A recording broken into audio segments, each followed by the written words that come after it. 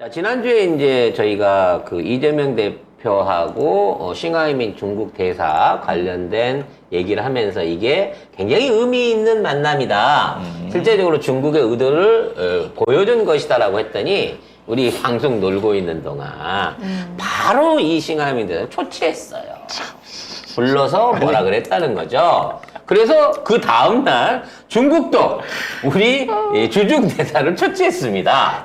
이게 무슨 야, 이거는 얼마나 지금 우리 정부가 이재명 대표에 대한 어떤 중국의 태도에 신경을 쓰고 있으며 얼마나 이게 비열하게끔 치사하게끔 보복을 하고 있는가를 보여줄 거고 거기에 맞보복하는 중국도 야 이제 애들 싸움 가는구나 이 생각이 들어요. 저는 이 상황을 보면서 무슨 생각했냐면 이 정부는 진짜 외교 정책이라는 게 1도 없는 게 맞구나라는 생각을 다시 한번 확인했어요. 뭐냐면 감히 우리 미국 형님하고 우리만 친하게 지내야 되는데 중국 니들이 응? 이 한반도 내에서 소리를 내? 이것들이 내가 용서 안 해. 형님 제가 혼낼게요. 이러고는 부른 거야. 근데 중국이 저는 여기서 조심스럽게 뇌피셜을 한번 발동해 보도록 하겠습니다.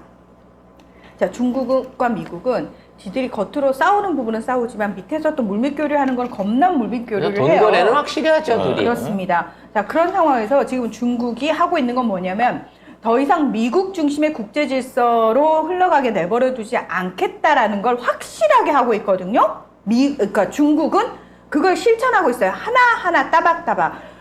토니 블링컨 미 국무장관이 사우디로 날아갔어요. 날아가가지고 사우디를 붙잡고 왜 이래 친구 우리 예전에 관계 좋았잖아 이러는데 블링컨 떠나자마자 사우디 에너지 장관이 우리는 미국 눈치 안 본다. 미국이 중국과 우리가 밀착하는 거 가지고 뭐라고 하는데 우리 그런 거 신경 안 써. 우리 중국하고 계속 밀착할 거야 라는 얘기를 바로 합니다. 이건 뭐냐면 중국 쪽으로 지금은 대세가 기울었다라는 걸 확실하게 중국이 야 알지 일사불란하게. 근데 중요한 건 중국만 그러고 있고 다른 나라들이 움직이지 않으면은 에이 중국도 저러나 보다 하는데 지금은 아니라는 거예요. 분위기 자체가 완전히 달라졌다라는 겁니다. 근데 저는 중국 대사가 이재명 대표와 만난 것 자체가 레짐 체인지를 위한 본격 시동을 걸었다에 한 표를 걸겠습니다. 우리 늘 예측하고 있는 사안인 거고요. 자, 이걸 갖고 이제 우리 정부가 싫어도 사실은 티를 안 내야 정상인 거거든. 그러니까 원래 정상적인 국가의 외교라면 그게 맞는 거죠. 그렇지. 아니 대사가 야당 대표 만나는 게 일이에요, 일. 그럼 그냥 사회의 폭넓은 중국하고 어떤 형태로든지 좋은 관계를 유지할 수 있는 사회 각층의 사람을 만나라고 한국에 데려다놓은 거야. 니들도 만나 좀 제발. 그럼 니들도 불러서 만나갖고 부탁하고 있으면 하고 그래야 되는데 한중관계 개판을 만들어 놓고 계속해서 중국발 수출을 매달 11%씩 전달 대비해서 떨어져 가고 있고 이러다가 1년 안에 제로 돼요. 계속해서 반도체 31%씩 안 팔리고 있는 게 다 중국인 건데 그럼에도 그런 부분에서는 안 찾다가 야당 대표 만났다고 그걸로 갖고 대사를 처치해서 간섭하지 말라 그러고 아니 나는 내일이 한국 사람 만나는 게 내일이라고 설명을 해도 아니야 그래도 우리 기분 나쁘니까 그러지 마 이러고 있는 거고요. 더 가관인 건 지금 민주당 내부가 더 웃겨요.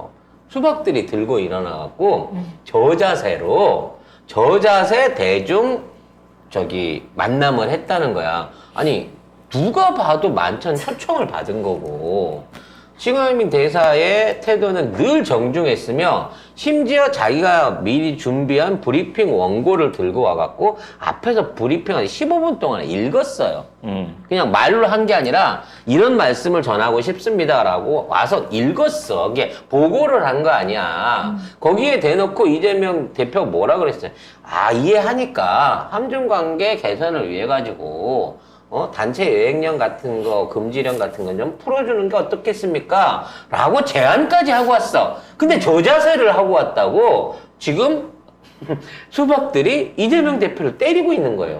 국힘 의원이 아니라 민주당 의원들이 지금 국힘은 부럽지. 누가 그랬어, 민주당 옷을 입고 있는 적폐들이죠. 그렇지. 근데 민주당의 적폐가 대다수야. 한 10명 정도 빼고는 뭐 다 거의 진짜 다, 믿을 네, 수 있는 애들 10명 정도 빼고 나머지는 네. 다 적폐라고 그냥 생각하시고요. 그럼 이놈의 민주당 어떻게 하나요? 어떻게 하겠냐? 이재명 당대표를 믿고 우린 더 가열차게 투쟁을 해야죠. 그래 오냐 내가 강성 지지층이다. 너 한번 쳐맞아 봐라 이러고 적폐 세력들을 때려야지 민주당 내에. 그래서 더더욱 이걸 이제 가열차게 몰고 가기 위해서 지금 이 대의원제 폐지 내지는 동등한 숫자의 투표권으로 줄이는 개혁안에 대해서 양보와 타협 없이 밀어붙이고 있습니다. 그리고 그와 관련해서 이제 어저께인가요? 유시민 작가의 컬럼이 나왔죠. 민들레 컬럼이. 지금 민주당은 봉건 제도와 같은 일종의 기득권을 지금 대의원들이 누리고 있다. 이거 없애야 된다라고 얘기하면서 그 컬럼이 영향력을 막 발휘하고 있고 이런 와중에 이제 혁신위원장을 언제 뽑을 것이냐를 놓고 자꾸 이렇게 고심이 깊어져 가고 있다. 뭐 이런 얘기 나오거든요. 그래서 저는 개인적으로 유시민 위원장한테 혁신위원장을 유시민 작가님한테 유시민 작가한테 혁신위원장을 한번 제안하는 게 어떨까라고 하는 말만 나와도 얘네들이 펄쩍펄쩍 뛰지 않을까. 죽이려고 달려들겠지. 그러니까 고려 중이다 정도만 한번 싹 흘려줘도 난리가 나지 않을까라는 생각이 듭니다. 근데 이 칼럼은 제가 읽어보니까 사실 청년 정치에 대해서 비판을 하는 거예요. 뭐냐면 이 청년들이 한국일보 뭐 이런 데 나와가지고 그러니까 다른 조중동이나 이런 사형 언론에 나와가지고 할 수 있는 게 민주당 비판밖에 없다는 거예요. 그리고 이념이라는 게 없다고 얘기하지만 알고 보면 이 사람들은 이 사형 언론이 밀어주는 그 이념에 충실하게 얘기를 하고 있다.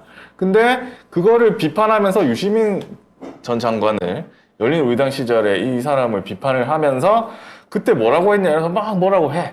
근데 그걸 알고 보면 유시민 장관 입장에서는 지금 민주당은 훨씬 더 그전에 열린우리당 시절보다 훨씬 더 민주화되고 훨씬 더 좋은 정당인데 그거를 내가 옛날에 했던 얘기를 비판을 하면서 갖다 대는 게 이게 말이 되느냐라고 얘기를 하는 겁니다.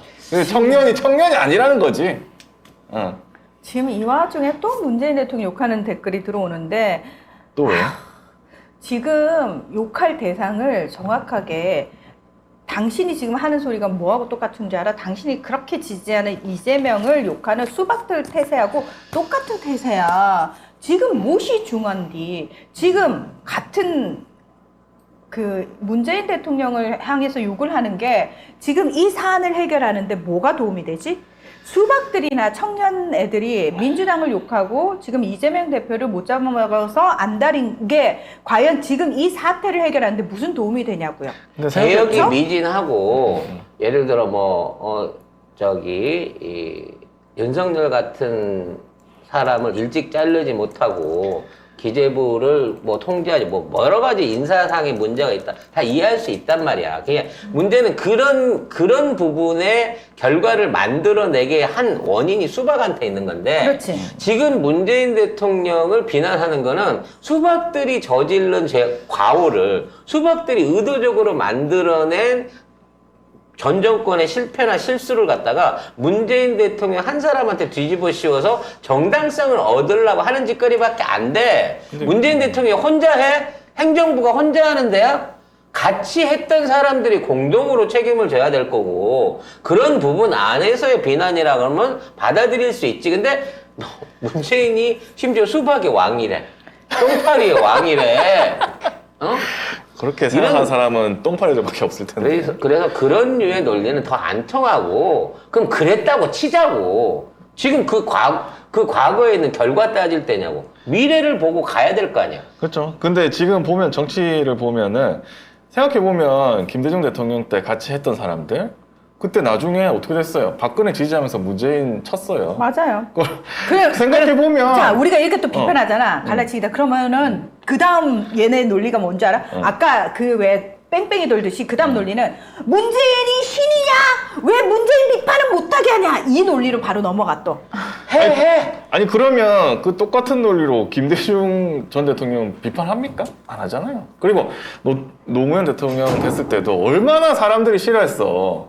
그 민주당 내에서 그 몰아내려고 정몽준까지 나중에 붙여가지고 그것까지 했잖아요. 그런데도 실패했어 그 비난을 사람들이. 하려면 그 당시에 가장 성공한 총리였다고 하는 역대 최고의 지지율을 받았다고 하는 이낙연 총리와 당대표와 그 안에서 있었던 실수부터 까면서 같이 하라고. 그리고 문재인 대통령이 있을 때도 대통령 아닐 때 대표 때도 얼마나 흔들었어. 그리고 호남 결국 국민의 당 해가지고 안철수 데리고 다 나갔잖아. 지금 그 사람들 생각해 보면 그 사람들은 그 전에 노무현 정부 때, 그 다음에 김대중 정부 때 다 한 자리씩 하던 사람이었어. 사람들이에요. 그러면 다 그때 다 수박이 돼본 거예요. 그러니까 그렇지. 그때 당시에 뭐냐면 계속 그 사람들이 문재인 대통령 흔들면서 했던 게 우리 공천 달라.